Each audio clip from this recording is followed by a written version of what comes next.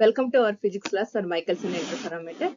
The learning objectives of this video lesson is interference concepts, spatial and temporal coherence, construction and working of Michelson interferometer, and circular and localized fringes. We know that light allows us to see the objects, but the light has so many other applications are also there. One is to look inside the body without cutting it using endoscopic like techniques. And to explore the universe also light is used with space telescopes like Hubble telescope and James Webb telescope and so on. And light is also used to study the structures of the very large objects. At the same time, it also detects the very minute part of a poisonous gas also. To do all these things, light should be controlled and manipulated using a optical devices. So optical systems are designed to manipulate and control the light. Such a wonderful optical device is the Michelson interferometer. In Michelson interferometer, interference will happen. And the interference pattern means it is an iso-optical path length map, and that means it connects the points which have the same optical path length or same phase angle. Here all the points have the same optical path length or the same phase angle. Similarly here all the particles have the same optical path length and same phase angle. Interference pattern is obtained when two coherent waves are superposed on each other. That means when a crest overlaps on crest or trough overlaps on a trough, we will get the constructive interference or bright band, and crest overlaps on trough, then we will get the destructive interference or dark band. The interference pattern condition is if the path length difference is even number multiple of lambda by 2, then we will get the bright band for that particular wavelength lambda. And if the path length difference is odd number multiple of lambda by 2, we will get the dark band for that particular wavelength lambda. So interference pattern is obtained only for a particular wavelength which satisfies this condition. For that we need a monochromatic source of light, but monochromatic sources are not possible exactly. Even laser has also some bandwidth, it contains a range of wavelength. So interference but still interference ranges can be obtained only which satisfy this condition. For that we need a coherent source. Let us understand what is coherence means. The coherence means, to get the clear understanding of the coherence, let us see the wave equation. Wave equation is given by E equal D naught exponential to the power of 5 omega t minus kx. Here E is the electric field component of the light.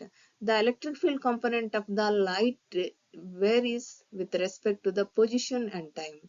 If we can predict the wave position and at any instant of time using this equation exactly, then the wave is said to be coherent.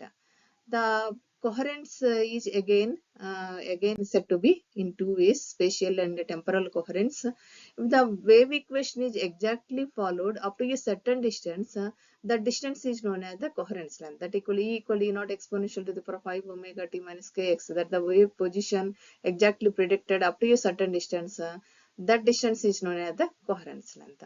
And coherence time means the wave equation is exactly followed by the wave up to a certain time. The time is known as the coherence time. Both coherence length and coherent time are related by this equation. Distance is equal to velocity into time, that is delta LC is equal to C into delta TC. Therefore the temporal coherence formula delta TC is given by lambda square by C delta lambda square. If the path length, why we need the coherent light rays to form the interference pattern is, if the path length difference between the interfering beams is less than this coherence length, then only we can observe the interference fringes. If the path length difference between those interfering waves is more than this coherence wavelength, we won't get the sustainable interference pattern. We can't visualize the interference pattern. So we must need coherent sources which have either spatial or temporal coherence. Let us understand this much more clearly. let the first coherent wave equation is given by E1 is equal to E naught 1 cos omega t minus k1 dot r plus phi 1, and the second coherent wave equation is E2 is equal to E naught 2 cos omega t minus k2 dot r plus phi 2. Then the interfering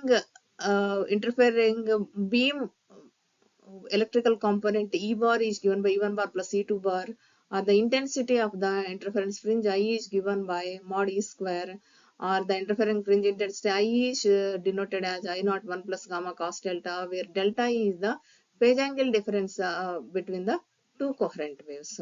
So here the relation, the interfering fringe intensity is directly related with the phase angle difference between the two waves. If we know the phase angle difference, then we can get the information about the object. So by measuring the intensity of the interference fringes, we can get the phase angle value. From that phase angle value, we can get the information about the object.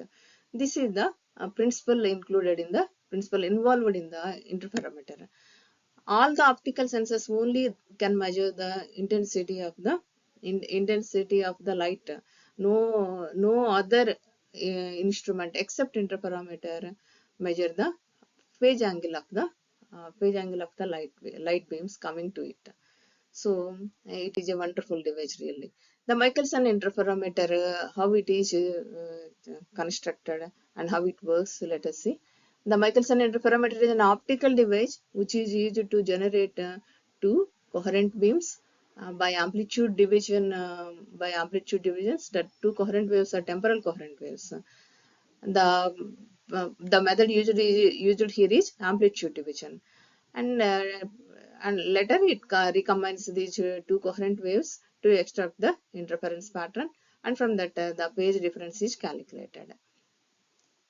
The main parts of this Michelson interferometer is a monochromatic source and a beam splitter. The beam splitter splits the light incident on it into two parts. The beam splitter is kept at an angle of 45 degrees with the incident light beam.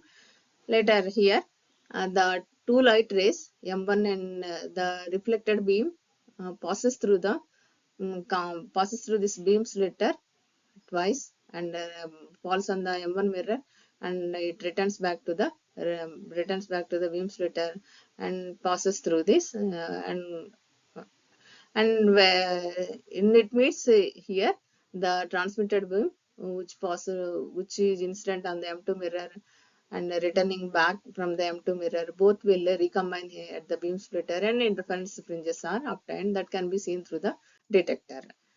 The detector can be a telescope or a photodiode or any photosensor.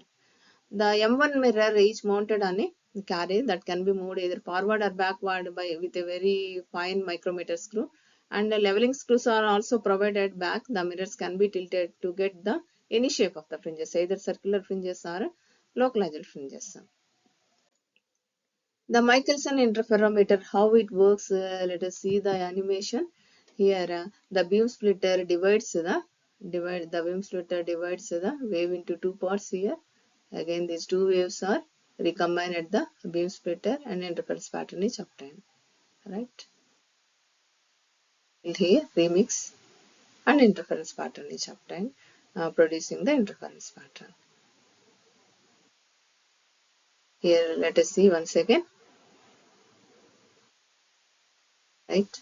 Both will recombine and form the interference pattern. And the sequence of events happening in Michelson interferometer is shown here with the help of this flowchart. The light source emits the monochromatic light. The monochromatic light incident on this beam splitter. The beam splitter splits the light rays in two parts. One part is reflected towards the mirror M1 and it get back again to the beam splitter, and the other part is transmitted to the mirror M2, and the mirror M2 again reflects it back to the beam splitter. Both will be recombined again at the beam splitter and was observed by the detector 1. Detector 1 means the telescope contains two lenses. The first lens is used to converge these two beams, and the second lens magnifies the image. So we can observe the interference pattern on the screen, and the observer view this interference pattern on the screen. The significance of the compensator plate that is introduced in the path of the transmitted beam is actually And the reflected light beam, which is incident on the M1 mirror, passes through this beam splitter thrice. Here once, and again second time. After reflecting from the mirror M1 also, it passes through it thrice, whereas the transmitted beam only passes through it once. After reflecting from M2, it bounced by this beam splitter, and here both the rays recombine and interference pattern is obtained. So the path length traveled by the reflected beam and transmitted beam is not the same. If the path length difference is much more, we can't get the interference pattern. To avoid that, we are putting a compensator plate. So the compensator plate has also the same thickness that of the beam splitter, and it also kept at an angle of 45 degrees and parallel to the beam splitter. So the transmitted beam also travels in the same path as that of the reflected beam. So that we will get clear or susceptible interference pattern.